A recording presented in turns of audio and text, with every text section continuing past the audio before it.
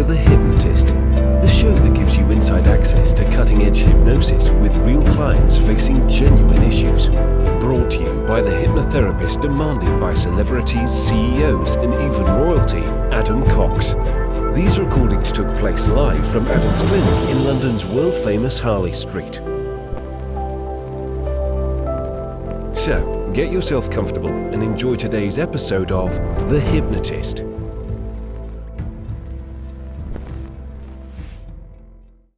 Hi, it's Adam here. Now, have you ever been worried or scared or afraid of being rejected or abandoned? If so, you might find this session helpful or at least useful. I was working with a client that throughout their childhood, they had a sneaking suspicion that they were a low priority as far as their father was concerned. They didn't feel loved or wanted or supported or appreciated by their father. And it reached a point where they made a decision, at a fairly mature decision at a young age of about 13 or 14, that they weren't going to tolerate this lack of love anymore. So they kind of cut ties with their father. And in doing so, it gave them a lot of clarity. They didn't have to second guess anymore. They could just have a clean slate. Now, that's a very wonderful thing, but the problem is that it taught them that if there's any anxiety about whether or not they are wanted or loved or have the attention of someone else, just by cutting them gives a lot of certainty. Now, it was a good decision with their father to do that because that decision was made over many years, but they were finding themselves doing that in situations where they might not have got a text message or a call in a few days, and then they would very quickly block or unfollow people to have that certainty. And what this session does is it makes them feel resilient and confident and even curious that if someone isn't giving them the level of attention or love or affection or just presence that they want, they can just be curious. They can observe that without having to rush to make a decision and still have the right to make that decision as to whether or not they want to invest in friendships or relationships of any kind. So this is very useful if you find yourself, let's say, jumping before you're pushed. If there is a fear of being abandoned, so you go first, then the essence of this hypnosis session might be quite useful for you.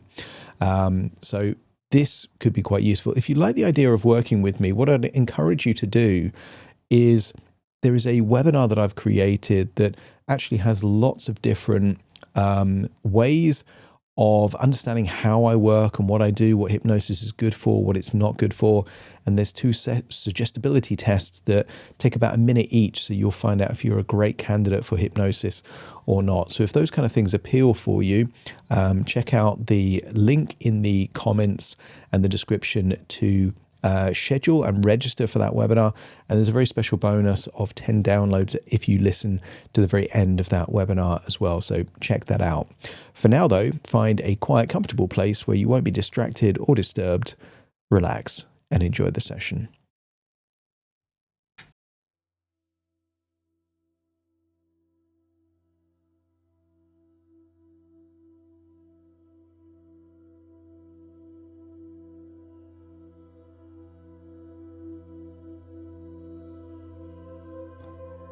Take a deep breath in. And as you breathe in a slow, long breath of pure relaxation.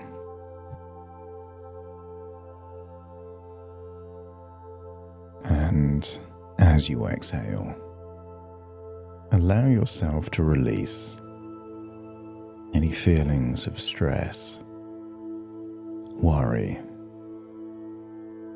any echoes of uncertainty. Just allow it to leave your body in that outward breath.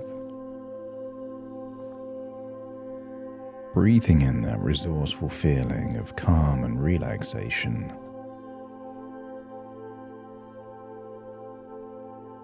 And as you exhale, allow your body to settle, to calm, to relax, to connect. And your nervous system has been working very hard lately. It's been running that background alarm that has been consuming energy. But right here, right now, there is nothing that alarm needs to protect you from. Here there is only your breath, your own presence, and genuine safety.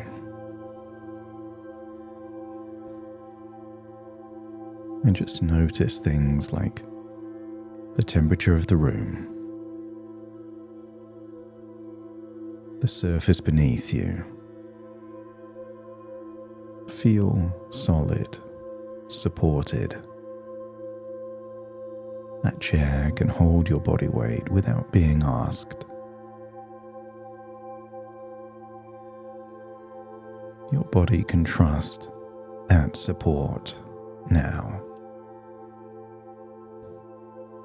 The deeper you breathe, the more relaxed you feel. And the more relaxed you feel, the deeper you breathe. Each breath takes you deeper and deeper relaxed, until you find a place within, a place of calmness, a place of stillness, the center of yourself that alarm never actually reached, the place within where changes can happen and then ripple through your past and your future to give you less of what you don't need and more of what you do.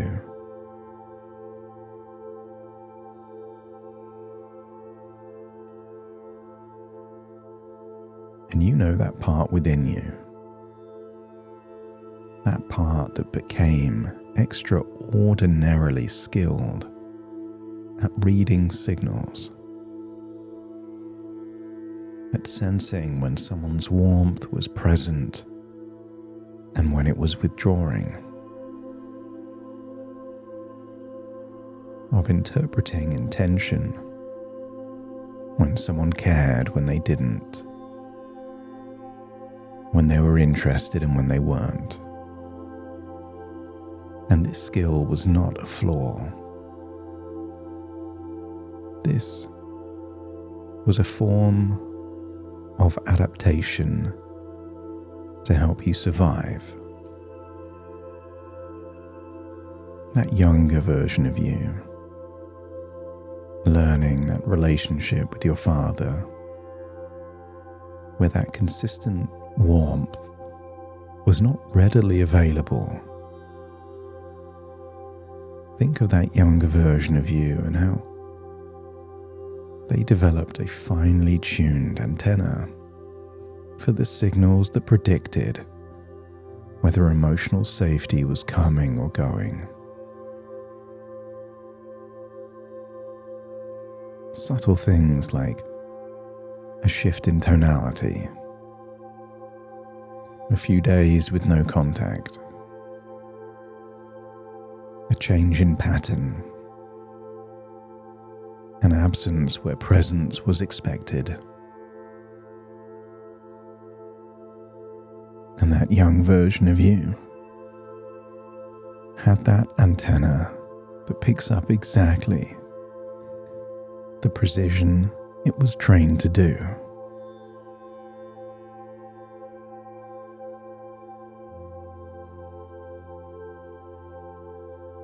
And I want you to think of that younger version of you with a great sense of pride.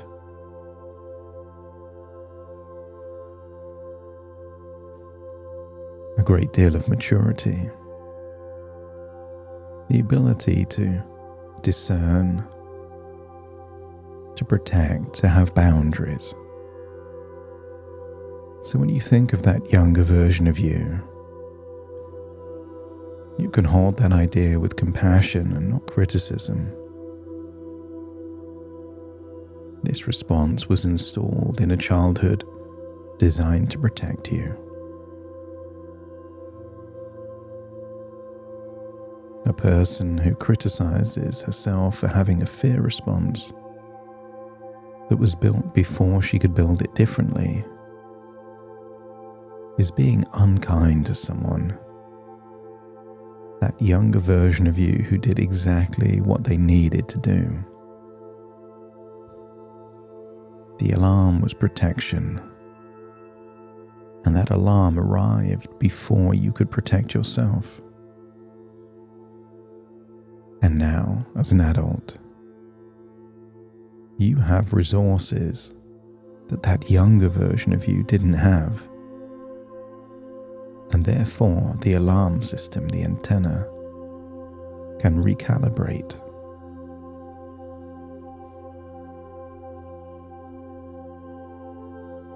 And I want you to welcome that younger version of you. Perhaps think of a childhood home. I want you to meet them at your current age and see them, that child version of you. The one who first learned that silence from someone could mean danger. Just allow that younger version of you to be present.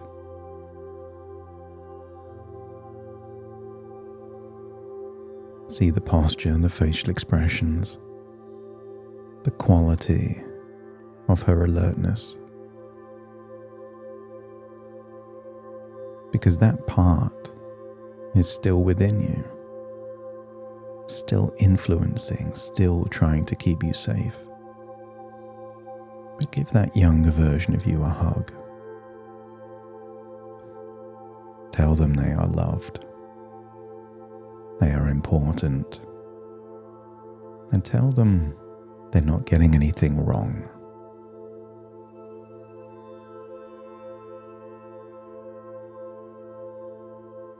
In fact, compliment them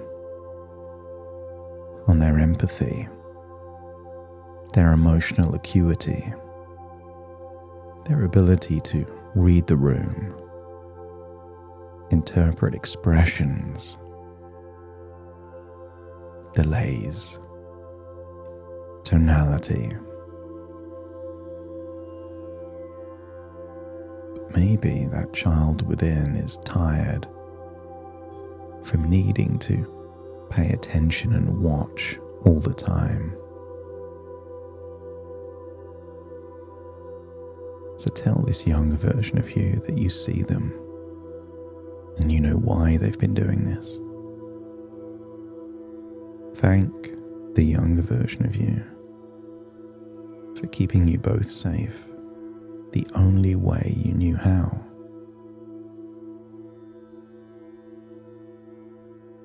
Tell them that the situations that genuinely happened with your father are not the same situations as romantic relationships or even male friendships. Tell this younger version of you that you know they feel the same because the signals are similar. The silence, the uncertainty, the inconsistencies. But tell that younger version of you that you're an adult now and that you have resources you didn't have then. Tell that younger version of you that you can handle uncertainty without it being dangerous. That you can reach out and ask when you want to know something. And the response doesn't have to be a particular way. It can be what you didn't hope for and still be fine. You can handle the truth.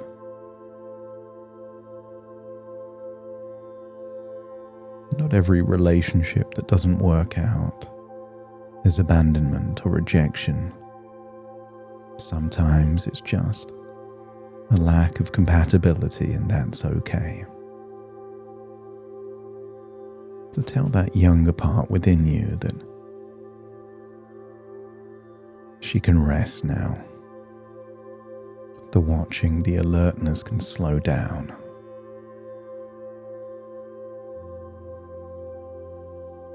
That child within has been too responsible.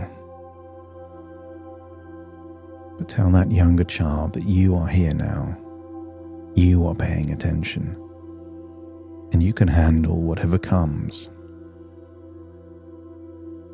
And just allow that younger part to receive this. And maybe they seem to relax or smile. That the weight of that responsibility on that childlike part within can finally be taken away from them.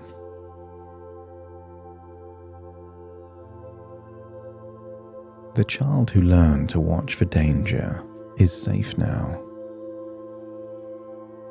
The adult you is here, with resources, with voice, and with the capacity and capability to handle what comes. So the alertness and the watching and the avoidance can ease.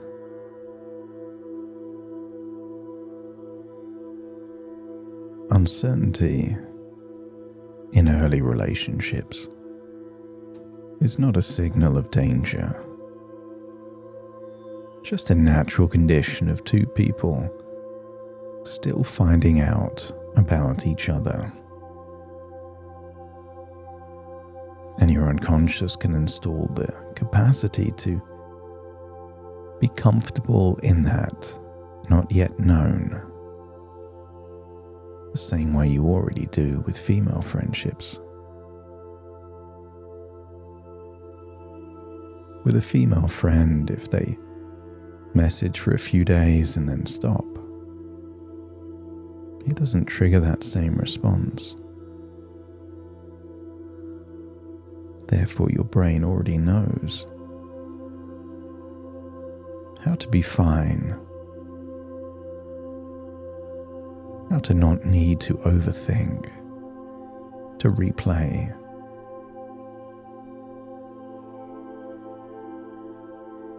What if the default is a relaxed assumption rather than an alarm? No need to analyze. And that anxious mind doesn't need to create certainty by running away or blocking.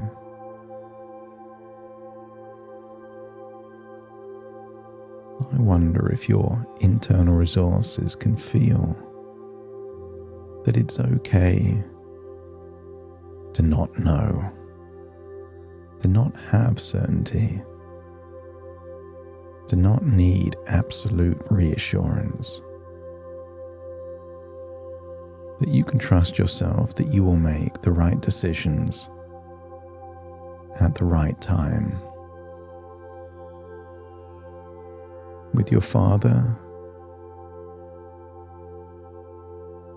you naturally reached a conclusion over a period of time when it was right to have that boundary. You already know the winning formula. Not to jump to conclusions, but to accumulate sufficient experiences to know when a relationship no longer serves your need. It doesn't need to be an instant reaction. It can be a thoughtful choice. And don't forget that you have a voice. A direct, warm, adult voice. And that you can use it. You could send a message, a voice note. You could call someone.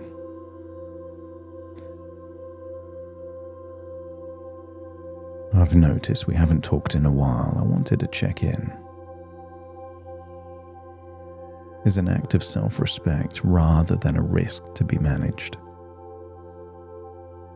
Because the fear was always of the response. That by you creating certainty means you couldn't be rejected if you had already done the rejecting. But at what cost?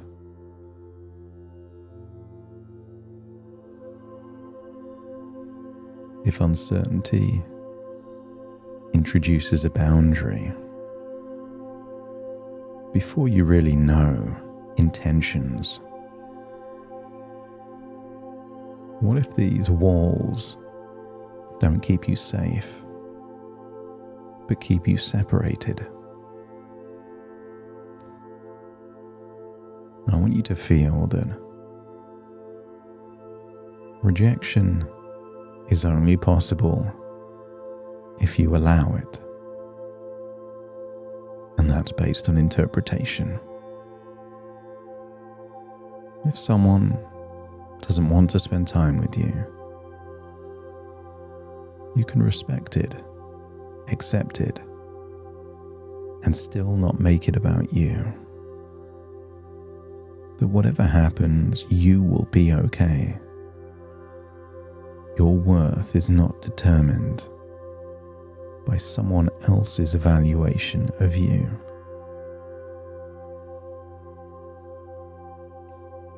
So allow your unconscious to bring to mind a particular dynamic that maybe you reacted too quick. The silence that's been triggering the alarm. Imagine something that did trigger you in the past now being in your future. And notice how you meet it from this place of new perspective. Silence arrives, something changes, the antenna picks it up.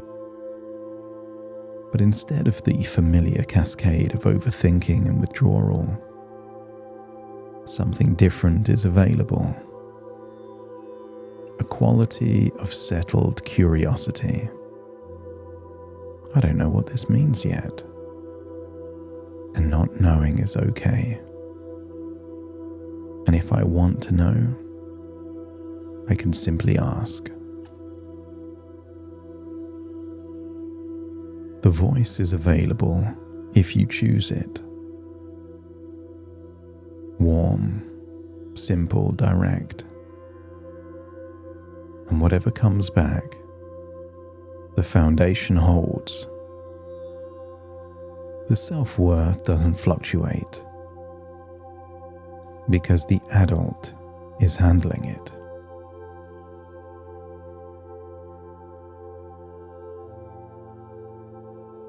You have so many resources that you didn't have when you were a child. The focus, the clarity, the creative thinking, the knowledge, the understanding, all belong to you.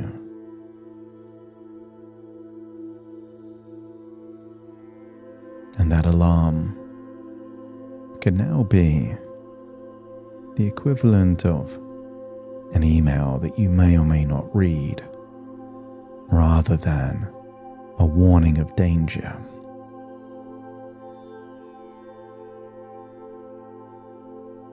The alarm was protecting a child who needed it, and the adult you are has resources that child didn't have. So allow the alarm to recalibrate to something subtle, harmless, just information. Uncertainty is not danger. It's simply not yet known. And you can sit with it without your nervous system interpreting it as a threat. Because you have a voice. If by not knowing you ask, knowing that you can handle whatever comes back,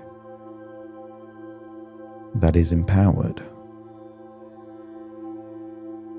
It's not empowered to run away to keep you safe. It's empowered to know that whatever happens, you can handle it. Reaching out is an act of self-respect, regardless of the response. Because your worth is not contingent on anyone's response. You are the same person, capable, caring, valuable. Whether the response or the reply comes or not. It's time to leave this place of stillness in your imagination. But before you go, give that younger version of you a hug. Tell them that you'll take it from here, using the resources you have now that you didn't have back then. And notice that child within has a gift for you. A quality you had in abundance in your childhood that you've lost contact or connection with. Maybe it's something you used to believe, a skill, a capability, a quality. And see that younger version of you past that glowing ball of energy.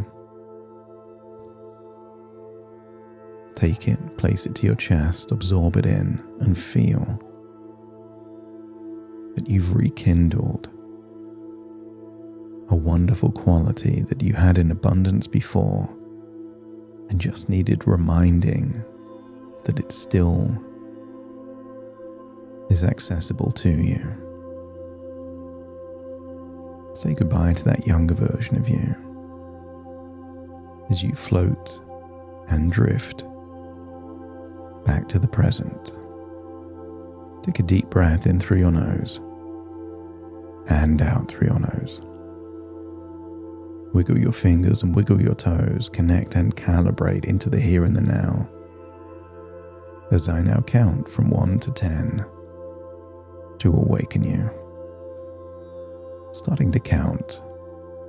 1, 2, 3, waking up. 4, 5, 6, more alert. 7, 8, open your eyes, open your eyes. 9, 10, wide awake, wide awake, wide awake.